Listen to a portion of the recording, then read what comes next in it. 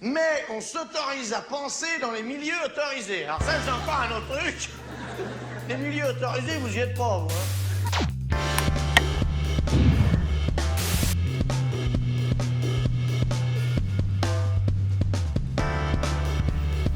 Bonjour Edwy Plenel. Bonjour. Merci beaucoup d'être venu aux médias pour parler de ce petit livre qui vient de paraître et qui s'appelle « L'appel à la vigilance face à l'extrême droite », livre d'intervention paru aux éditions La Découverte, qui est d'abord, je crois, un hommage à un ami, Maurice Hollander, un historien récemment disparu. Oui, c'est-à-dire que ce livre est une promesse que j'ai faite dans les dernières semaines de sa vie. Il est parti plus vite que nous ne pensions. Il avait une maladie qui ne pouvait pas être guérie. Et nous avons beaucoup échangé autour de cette initiative qu'il avait faite il y a 30 ans, un appel à la vigilance contre l'extrême droite, avec 40 personnalités de la vie intellectuelle française, européenne. Il y avait Jean-Pierre Vernant, il y avait Umberto Eco, il y avait Henri Atlan, il y avait Jacques Derrida, il y avait Pierre Bourdieu, etc. Et ça lui tenait à cœur qu'on revienne sur tout ça. Ça lui avait valu des inimitiés dans son milieu. Il était quelqu'un à part, c'était un grand éditeur, un grand historien, franco-belge, à cheval et un homme libre. Et je lui avais fait la promesse, je lui ai dit, écoute, je vais le faire, mais je ne pensais pas devoir le faire si vite. Et du coup, sous le choc de son départ, j'ai décidé de faire ce livre qui est à la fois un hommage amical et une alerte. C'est le prolongement, pourrait-on dire, d'une alarme. C'est un livre d'inquiétude. La première phrase, c'est « Que nous est-il arrivé ?» Le point de départ est cet appel d'il y a 30 ans, face à l'extrême droite. On pourrait en résumer le propos, c'est la phrase que je mets en exergue. L'un des signataires, Jean-Pierre Vernant, grand helléniste, grand historien, grand philosophe et grand résistant, c'est la phrase ironique qu'il avait prononcée à l'époque. On ne discute pas recettes de cuisine avec des anthropophages. Autrement dit, on ne discute pas les idées d'extrême droite, on les combat. Mais ça devient très difficile parce que les anthropophages sont quand même devenus assez nombreux, y compris et surtout peut-être dans la sphère médiatique française. Ils sont là, bien sûr, c'est ça. Lequel nous est-il arrivé? C'est le débat, c'est la dégradation du débat public. Quelle est-elle? C'est-à-dire, la démocratie, c'est pas simplement le droit de vote, c'est pas simplement le fait de choisir des représentants. On le voit bien avec le mouvement social actuel et le mépris du pouvoir par rapport à l'unanimité des organisations syndicales qui ont une place légale depuis une loi de 1950 en France de représentativité. Il est impensable dans une démocratie normale qu'on fasse des réformes qui concernent le quotidien des salariés contre l'avis unanime des voix autorisées pour représenter, porter la voix du monde du travail. Et donc la démocratie, c'est un écosystème. Et dans cet écosystème, et c'est la question que pose ce livre, il y a l'état du débat public. Il y aura toujours des gens qui penseront ces idées qui sont nos ennemis de toujours depuis 1789, c'est-à-dire les défenseurs, c'est ça l'extrême droite pour moi, les défenseurs de l'inégalité naturelle. Ceux qui pensent que les hommes sont supérieurs aux femmes, que des civilisations sont supérieures à d'autres, des nations, des cultures, des religions, des apparences, des croyances et ainsi de suite. Bon, ça c'est dans le monde entier, c'est le label pour moi de l'extrême droite, quelles que soient ses apparences circonstancielles.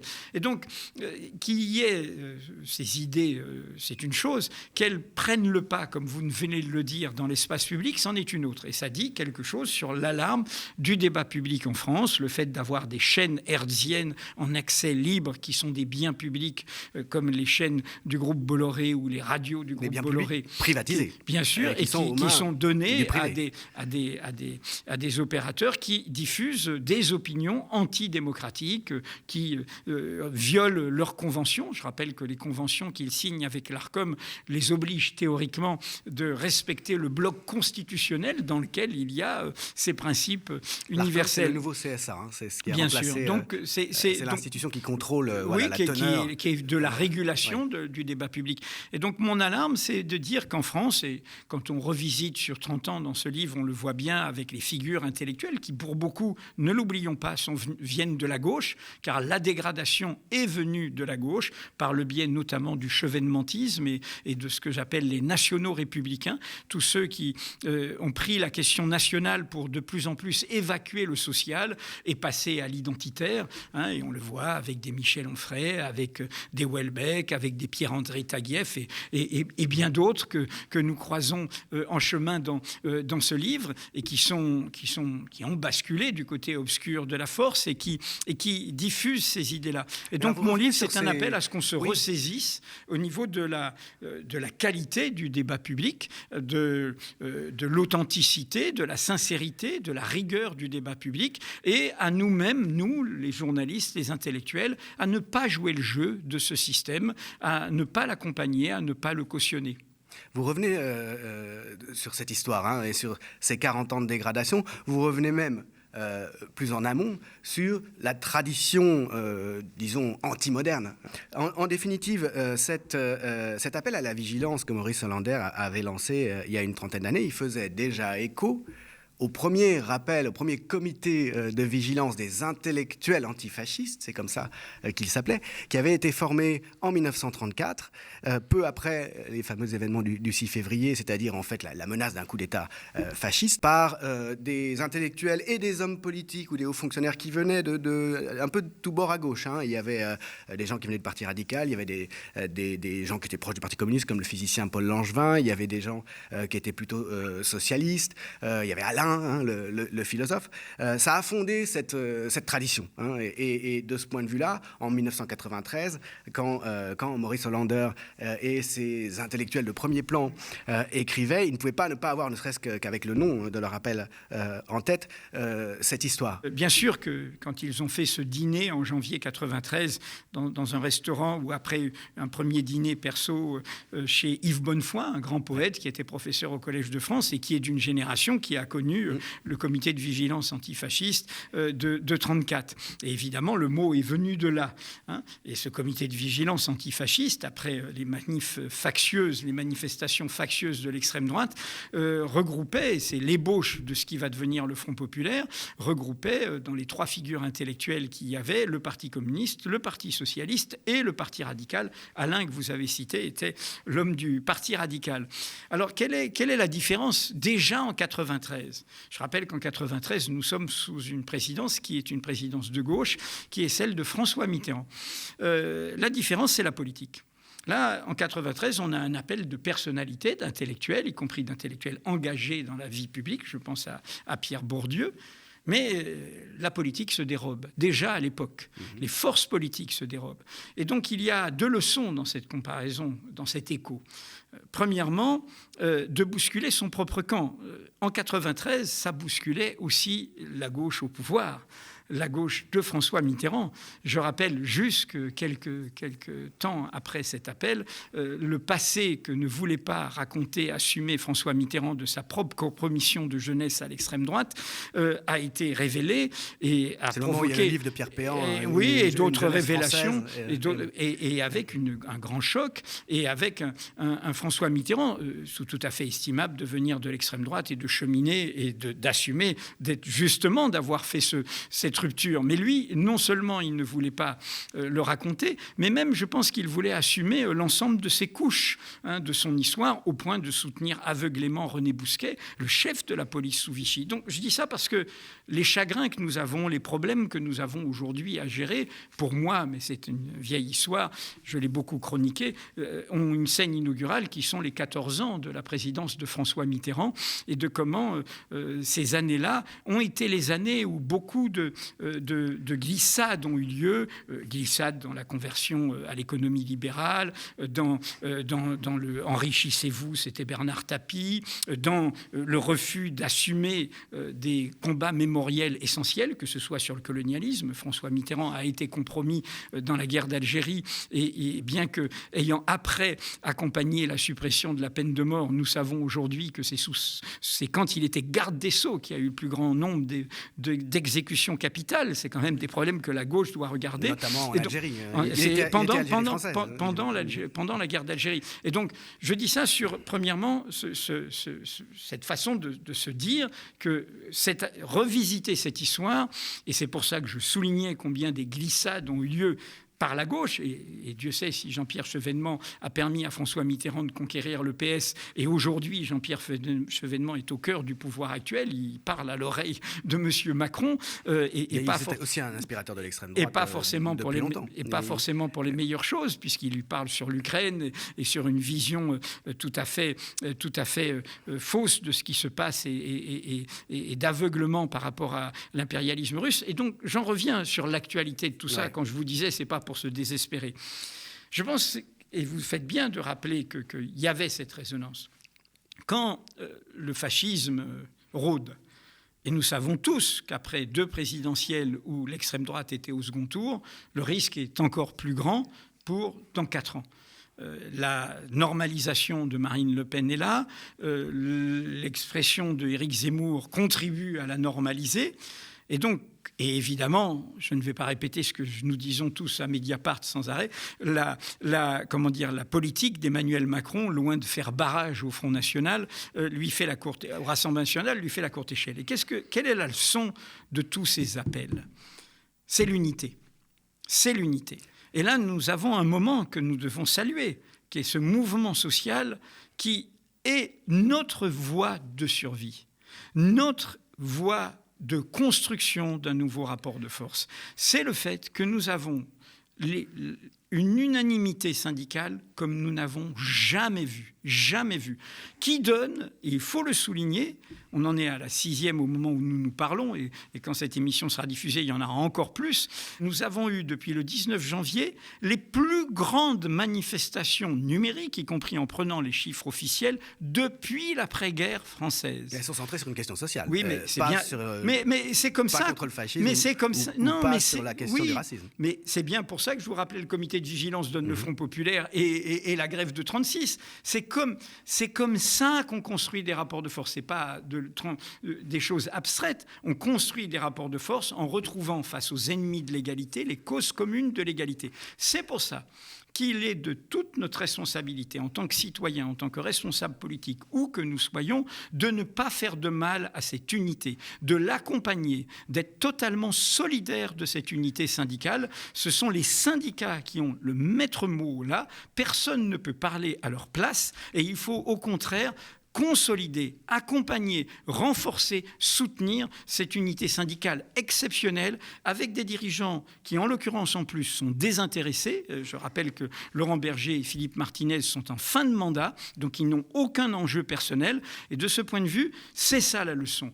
La voie, c'est celle des causes communes de l'égalité. C'est ça que disait, au fond, l'ensemble de ces intellectuels, c'est quand il y a le feu au lac, il faut construire une unité qui permette de construire un rapport de force. Mais alors, si on revient un petit peu sur la manière dont le feu a pris au lac et que votre livre retrace, en tout cas en ce qui concerne de très nombreuses expressions de la montée du problème, vous avez parlé à plusieurs reprises de glissade de la gauche. Il y a des causes structurelles à la montée de ce discours, à sa banalisation à vue d'œil depuis le milieu des années 80, en gros. Le rôle joué par la gauche, il ne se limite pas à la personnalité de François Mitterrand. On sait très bien qu'il y a des causes structurelles à la montée de cette intolérance et qu'elles sont liées au néolibéralisme, à la conquête, à la conversion, au travail de conversion de la société au néolibéralisme, dans lequel la gauche de gouvernement est intégralement engagée. Et d'ailleurs, elle est toujours là, aux côtés d'Emmanuel Macron, dans une très large mesure. Alors cet aspect-là, cet aspect de lutte contre le fascisme comme assurance-vie du système, et finalement effet quasiment fatal de la montée du néolibéralisme dans une société qui ne l'accepte pas, qui a une tradition très égalitaire.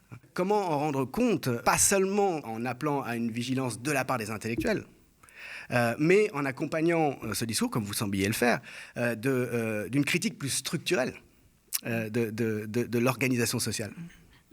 D'abord, j'en rebondis sur un mot que vous avez employé. Il n'y a pas de fatalité. Si on commence à se dire qu'il y a des fatalités, on ne voit pas les degrés. Et moi, je n'assimilerai jamais un espace pluraliste, démocratique, où Je combats des politiques qui me paraissent injustes, qui sont économiquement oppressives, qui sont socialement contestables, mais où je peux le faire, où je peux m'exprimer d'une réalité où je n'ai plus le droit de le faire. Et où... Mais il y a toute une série d'intermédiaires. Oui, bien sûr. On peut aussi vous laisser parler sans que ça n'ait aucun effet. Et aujourd'hui, on sait bien que dans les médias de masse, il n'y a plus de place pour qui que ce soit de gauche. À peine pour vous, de temps en temps. Excusez-moi, je vous ai parlé tout à l'heure du rapport de force. Ouais. Quand vous disiez, mais ça n'a pas à voir avec le fascisme. Si, ça a à voir avec le fascisme. C'est-à-dire que comment on combat des forces politiques qui tendent un piège auquel certains, par couardise, par opportunisme, par cynisme, prêtent la main, qui est ce piège de la haine de l'autre. Hein, la manœuvre de diversion classique, hein, c'est vieux, comme toutes les crises économiques, ce système, à chaque fois, passe par la désignation de bouc émissaire. C'est récurrent, c'est classique, et c'est lié à une façon, au fond, de défendre des intérêts sociaux dominants. Et pour les défendre face à une société qui bouge, eh bien, on désignera la minorité du moment, les juifs, les arabes, les musulmans, les immigrés, etc.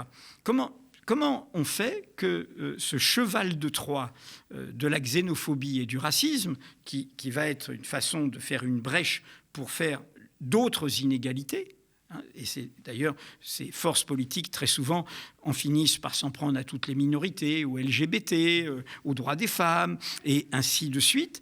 Comment on fait pour les combattre ?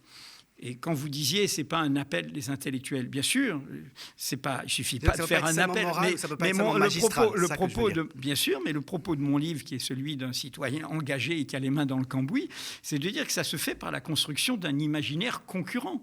C'est pour ça que je faisais le lien avec le mouvement social. L'imaginaire concurrent, et c'est la pédagogie que j'essaye de faire dans ce livre, c'est celle de l'égalité.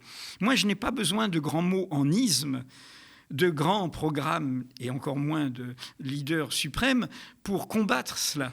Je pense que nous devons brandir comme un étendard dans la période actuelle, et cela vaut ici même en France comme cela vaut contre Poutine en Russie ou en Ukraine, comme cela vaut en Israël face à l'extrême droite israélienne, comme cela vaut en Iran face aux obscurantistes des mollahs iraniens. Je prends ces exemples et je pourrais en prendre plein d'autres. C'est l'étendard de l'égalité. C'est ça qui est en péril aujourd'hui. Nous avons aujourd'hui un retour sous toutes les latitudes de ce que, au fond, nous avions réussi à mettre sur le banc de touche minoritaire, marginale, après la catastrophe européenne. La Déclaration universelle des droits de l'homme est proclamée à Paris en 1948. Elle dit que les êtres humains naissent libres et égaux en dignité et en droit. En dignité et en droit. Dans la foulée, les Nations Unies sont créées. Il y a un genre humain, il y a un droit international. C'était le nom de la revue fondée par Maurice Hollander, je le dis au passage. Le genre humain. Bien sûr, le genre humain. Et René Cassin, qui est celui qui écrit la Déclaration universelle et qui était un résistant, une grande figure et un grand juriste et un grand résistant français, et une figure du judaïsme laïque français, dit, quand il fait la Déclaration universelle, il dit attention aux États molochs, c'est-à-dire les États, les nations, on ne peut pas leur faire confiance aveuglément. Il faut le moyen de, par moment, pouvoir leur dire « vous violez des droits qui vous sont supérieurs. Hein, on sait d'ailleurs que beaucoup d'États qui avaient signé cette charte au cours de la décolonisation, à commencer par la France, se sont comportés comme des États absolument antidémocratiques. Nous sommes d'accord, mais le fait qu'il y ait cette proclamation nous permet de faire levier. Je vous rappelle d'ailleurs, et c'est très intéressant sur ce qu'est le pouvoir de Poutine aujourd'hui, qu'en 1970, du coup, il y a eu les accords d'Helsinki qui ont repris cela, et que Brejnev, dans la crise qui allait annoncer la fin de l'Union soviétique, accepte au point de faire le comité Helsinki qui est créé à Moscou à la fin des années 70 pour la libre circulation, et ainsi de suite. Vous savez que Poutine, il n'a pas seulement tué Mémorial, qui travaillait sur les crimes du stalinisme, eh bien, il a fait fermer le comité Helsinki, c'est-à-dire même une conquête brejnevienne. Il faut quand même voir l'immensité de la régression que représente ce régime néofasciste. C'est un régime néofasciste aujourd'hui à Moscou. Et donc, ce que je plaide dans ce livre, c'est de dire que là, ce qui doit nous guider pour arriver à créer un rapport de force, une hégémonie culturelle face à cette extrême droite qui a eu une stratégie d'hégémonie culturelle avec ses mots, avec ses pièges, le grand remplacement, une idéologie meurtrière. Eh bien, nous, il faut, dans les médias. Il faut retrouver un discours, des idées qui donnent confiance et qui donnent confiance de manière large, rassembleuse. Et pour moi, c'est tout simplement cette radicalité au sens où elle prend les questions à la racine de l'égalité naturelle. Donc, nous naissons libres et égaux en droit. Donc c'est quelque chose d'économique. Ça fait penser à ce que disait Bourdieu, qui était l'un des signataires de ce texte, de Maurice Hollander, qui avait dit, peu avant sa mort, si quelqu'un comme François Hollande, ou ce que représente François Hollande, accède au pouvoir, c'était une époque où Hollande n'était pas très très connu, le Front National sera à 20%. Et 15 ans plus tard, c'était exactement ce qui s'est passé. Et ce que voulait dire Bourdieu par là, c'est qu'à partir du moment où on mène une politique qui induit une inégalité radicale, indépendamment de la géopolitique dont on parlait à l'instant, ça secrète de toute façon ce type de comportement. Un type de comportement avec des affects racistes de la part des blancs perdants du système qui se retournent contre ceux qu'on leur désigne comme la cause de leur insécurité, qui devient une insécurité culturelle en quelque sorte. Donc c'est un problème économique et social. Oui, mais je crois moins à cet automatisme que vous décrivez. L'égalité, c'est un levier pour conquérir des droits démocratiques, des droits sociaux, des droits des femmes, des droits des colonisés, des droits des minorités. C'est un levier infini. Cette proclamation de l'égalité naturelle sera un scandale pour tous les conservatismes. Et les conservatismes, l'origine ne protège de rien. La droite en Chine, elle s'appelle le Parti communiste. Oui, elle veut. Non, mais je dis ça. Il faut. Les conservateurs en Chine, c'est ce parti unique qui veut garder les privilèges de ceux qui ont capté tout cela pour eux. Donc, qu'est-ce que c'est que l'émancipation ?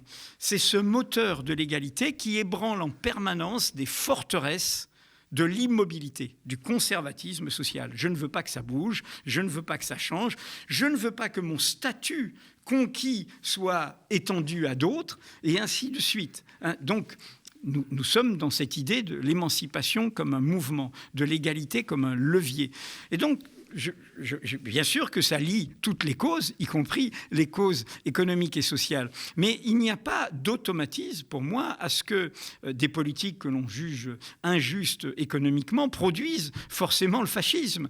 Elles produisent le fascisme, c'est d'où la question du débat public, d'où la question de notre attitude, à nous, journalistes, et aux intellectuels. Il y a des barrières à faire. J'ai été de ceux qui trouvaient tout à fait contestable que pendant la campagne présidentielle, les candidats ou les représentants, ou voire le candidat lui-même qui finalement a porté les suffrages de la gauche, aillent dans ces émissions, aillent dans cet univers-là, à cautionner, ne respectent pas la recommandation de Jean-Pierre Vernant. On ne discute pas recettes de cuisine avec des anthropophages. Qu'est-ce qu'on fait dans ces cas-là ? Là, vous pensez au fait que Mélenchon est allé bien sûr, à et même les chroniqueurs, y compris des figures de la France insoumise qui ont accepté d'accompagner un tout choix ça. Stratégique. Oui, mais c'est un choix. Parce que vous ne pouvez pas considérer que les millions et les millions de téléspectateurs qui regardent Hanouna sont tous perdus et tous de futurs fachos. C'est pas justement ne pas s'adresser à eux, c'est un choix. Je suis d'accord. La question se pose. Je suis bien d'accord. Mais c'est une question. Atteindre ces gens-là, leur parler. Ce ne sont pas les gens qui lisent Mediapart. Ce ne sont pas les gens qui regardent le média. C'est les mépriser que de penser qu'on les atteint par ce genre d'émission. Je pense que quand vous allez dans ce genre d'émission, vous vous mettez à égalité et en partenariat avec cet univers et vous permettez à ce que cet univers continue à s'ébattre. On est au cœur de questions essentielles. C'est comme, est-ce qu'on a une position ferme sur l'indépendance de la justice ? Est-ce qu'on a une position ferme sur le droit d'enquête de la presse ? Est-ce qu'on a une culture démocratique ? Vous savez, moi, ça fait 50 ans que je suis avec mes engagements et dans ce métier. Et je sais que je n'ai qu'une boussole. Je ne vais pas amoindrir cette exigence démocratique au nom d'un calcul politique. Et donc, c'est très important de maintenir ce cap. Et ce cap, c'est le cap du plus grand nombre. C'est le cap qui aide le plus grand nombre à s'en sortir. L'exigence démocratique. Eh bien, on ne va pas dans des lieux antidémocratiques dans ce contexte. Si on prend un exemple qui est très frappant et qui est évoqué dans votre livre avec la figure d'Alain de Benoît et qui est particulièrement d'actualité avec la prise de position qu'a récemment prise Jacques Julliard. Alain de Benoît, donc c'est une des figures de la nouvelle droite depuis très longtemps, hein, c'est-à-dire en fait de l'extrême droite, qui a repris à son compte la théorie du grand remplacement. C'est une des grandes figures intellectuelles du suprémacisme blanc, on peut aussi éventuellement le dire comme ça. Et bien tout récemment, Jacques Julliard, figure historique de la seconde gauche, hein, figure de la CFDT dans les années 70, de la gauche non communiste mais autogestionnaire, hein, au départ, qui est un grand historien du syndicalisme aussi, grand journaliste, Jacques Julliard, dit dans Marianne, eh bien Alain de Benoît, en définitive, c'est plutôt quelqu'un de très intéressant. Alors, je ne suis pas d'accord avec lui surtout, mais c'est vraiment une pensée de haute tenue et je regrette d'ailleurs de ne pas l'avoir pris assez en considération. C'est un coming out suprémaciste blanc, hein, radical, de la part d'un intellectuel emblématique, même du rocardisme. Pour Marianne, un journal qui se vend vraiment énormément. Ce n'est pas du tout nouveau sur l'évolution de Jacques Julliard, qui est en perdition. Il est représentatif. Qui est en perdition depuis longtemps, et il n'est certainement plus, depuis très longtemps, représentatif ni de la deuxième gauche, ni du rocarnisme, ni de la CFDT. La figure que je vais vous opposer, elle s'appelle Pierre Rosanvallon. C'est lui qui a publié Le rappel à l'ordre de Daniel Lindenberg, auquel je rends hommage, et qui est un livre très très courageux qui faisait suite à cet appel à la vigilance, et Daniel Lindenberg, qui hélas n'est plus là, a montré toute cette dérive de l'ensemble de ces intellectuels. Et quant à Pierre Rosanvallon, dont vous pouvez par ailleurs avoir des désaccords si vous le souhaitez avec lui, il tient le cap d'une exigence démocratique et sociale, y compris tout récemment, il a pris position pour rappeler pourquoi les organisations syndicales sont légitimes et qu'on ne peut pas penser qu'il y a une seule légitimité, ce que pense M. Macron, qui serait son élection. Et donc, voilà, Jacques Julliard est perdu pour la cause depuis bien longtemps. Et déjà, excusez-moi, au moment de cet appel de 93, il était déjà une des signatures qui était visée par cet appel de 93, donc il y a 30 ans, et qui acceptait de parler dans Crisis, la revue d'Alain de Benoît. Et même pire que cela, je n'ai pas voulu rentrer dans le détail de polémique dans ce livre, mais en 93, quand l'appel sort dans Le Monde, Jacques Julliard prend sa plume dans l'Observateur, où il écrivait à l'époque, pour le condamner, et participe à ceux qui disent c'est le temps des maîtres censeurs, c'est le temps de l'intohérence, c'est le temps de la police de la pensée. Donc déjà, on ne peut plus rien dire. Rien de neuf sur son évolution, et en tout cas, on ne peut pas embarquer derrière Jacques Julliard ni le rocardisme, ni la CFDT. Alors, je me doute bien, je suis bien d'accord, mais si on revient sur cette opposition que vous proposez, justement, entre une figure comme celle de Julliard, qui s'est très clairement extrême droitisée, et puis quelqu'un comme Pierre Rosanvallon, qui est resté effectivement fidèle à un grand nombre de valeurs humanistes, sociales aussi. Social peut-être, il n'empêche que 2 ans après l'appel en 1995, il y a le premier grand mouvement social, qui est resté le plus grand mouvement social d'opposition au plan Juppé jusqu'au mouvement d'aujourd'hui, hein, ou peut-être au mouvement de 2019. Et Pierre Rosanvallon et de très nombreux intellectuels marqués CFDT centre-gauche soutiennent ce plan. Mais finalement Sarkozy va faire passer 10 ans plus tard. Et c'est encore des retraites aujourd'hui qui est question. Vous savez très bien qu'y compris dans des livres, ils ont revisité tout cela. Le temps a fait son œuvre, et le temps a fait son œuvre dans un lien avec le mouvement social.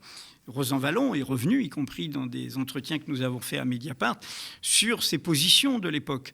Et il en a rendu compte. Ce que je veux dire, c'est qu'il faut d'abord être du côté du mouvement de la société. La position aujourd'hui de Laurent Berger et de la CFDT, et le texte qu'il avait signé avec Philippe Martinez contre l'extrême droite avant l'élection présidentielle, montre une évolution importante. Il se passe des choses. Quand même, aucun parti politique n'a eu le taux d'adhésion qu'ont eu la CGT et la CFDT ces dernières semaines. C'est par dizaines, c'est par milliers, voire plus de 10 000 qu'ils ont eu des adhérents.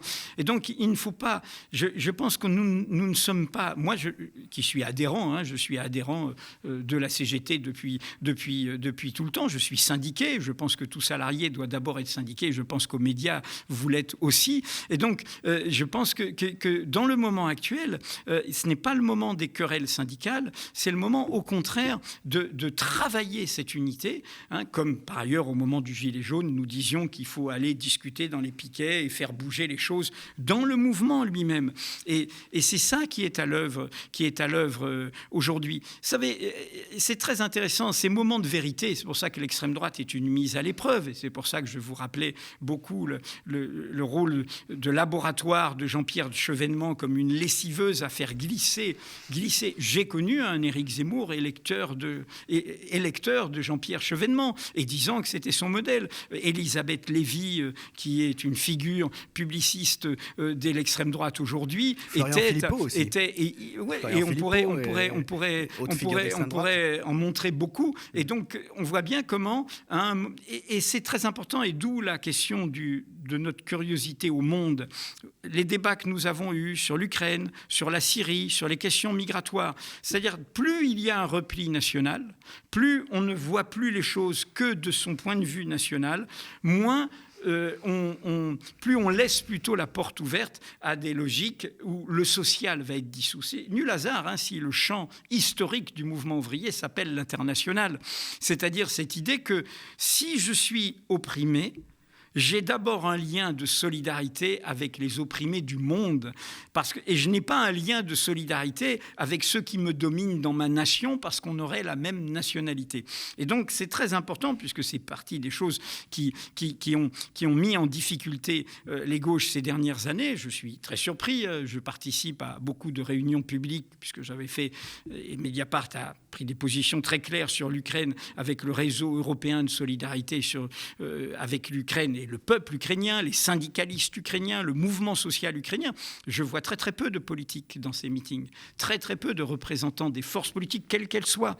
Et là, comme de fait les Syriens, nous les avons beaucoup abandonnés, et nous avons été trop peu, quand on voit les ruines de Mariupol, un réfugié syrien, il sait que la répétition générale s'est faite à Alep.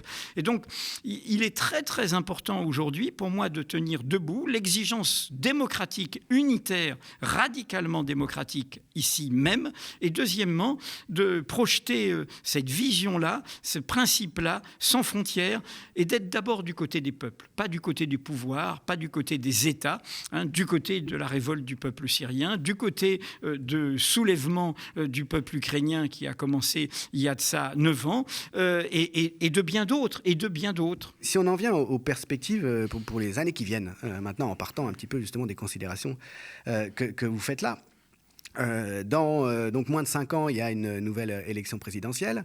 Depuis 30 ans, depuis cet appel, quasiment à chaque élection, les forces d'extrême droite sont montées en puissance, et les partis au gouvernement, par ailleurs, c'est peut-être plus grave encore, ont intégré à leur pratique, et peut-être plus encore à leur culture, des mesures d'extrême droite. Je pense même tout simplement au comportement de la police française, bien sûr, avec les migrants. Je pense à cet entretien extraordinaire, à ce débat entre Marine Le Pen et Gérald Darmanin, il y a quelques mois, où il lui reproche de ne pas être assez à droite, Darmanin. Je pense au président qui fait savoir à la presse qu'il a téléphoné pendant une demi-heure, 1 heure à Éric Zemmour pour le consoler, le réconforter après qu'il a été victime d'une altercation dans la rue. Bon, il y a cette intégration, disons, par les élites, de manière tout à fait stratégique et machiavélienne, de la culture, puisqu'on parlait d'hégémonie de l'extrême droite, dans leur plan, pour conserver le pouvoir et pour se perpétuer au pouvoir.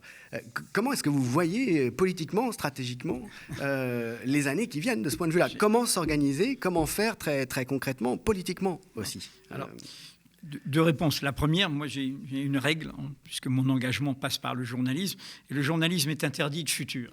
Nous ne devons pas prédire le futur, essayer de prévoir quand même. Mais prévoir le futur, c'est justement congédier dans ce cas-là ce qui est notre messie à nous, c'est-à-dire l'événement, l'inattendu, pour ça que je vous parlais des Gilets jaunes. Beaucoup de gens politiques à gauche ont été méfiants sur les Gilets jaunes. Nous, on a tout de suite été sur les ronds-points et on a montré que, certes, l'extrême droite essayait d'y rentrer, mais que ce n'était pas un mouvement d'extrême droite. C'était un soulèvement populaire contre la vie chère au départ. Et il fallait être solidaire. Et notamment, les gauches ont manqué de faire une grande manifestation de solidarité face à la répression policière sans précédent qu'a connu ce mouvement social. Sans précédent. Donc, contre des Blancs, parce que c'était quand même des techniques oui, bien sûr, qui étaient développées en banlieue. Nous savons ça. Et contre les populations immigrées qui ont été à ce moment-là. Ça. Mais les convergences ont eu lieu, justement. Ouais. Elles ont lieu entre le mouvement écologiste, le mouvement, le comité Adama et d'autres. Et justement, il fallait bien montrer que tout ça, c'était à nouveau une expérience des causes communes